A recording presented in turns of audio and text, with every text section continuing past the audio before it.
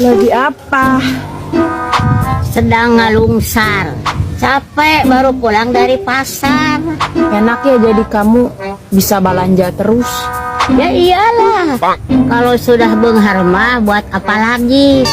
Aku saja ke pasar hanya sebulan sekali. Itu juga cuma beli bubuk pinang. Tapi kamu hebat ya. Hebat apanya? Bisa betah banget hirup balangsak.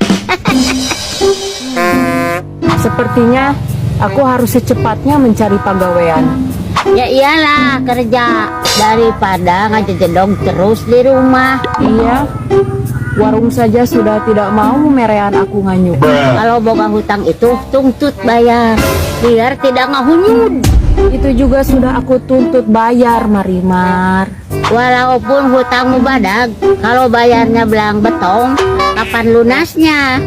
Uang dari mana, Marimar? Kau kan nyaho sendiri. Sehari-hari aku eueuh guna. Lalu, kau pakai untuk apa uang BLT? Uangnya aku pakai untuk beli skincare. Biar good looking. Ya sudah, kalau lapar, makan saja skincare. Gak enak, pahit. Makanya, kalau tegablek jangan banyak gaya.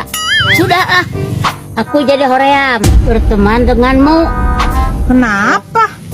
Takut nginjeman duit. Bruh.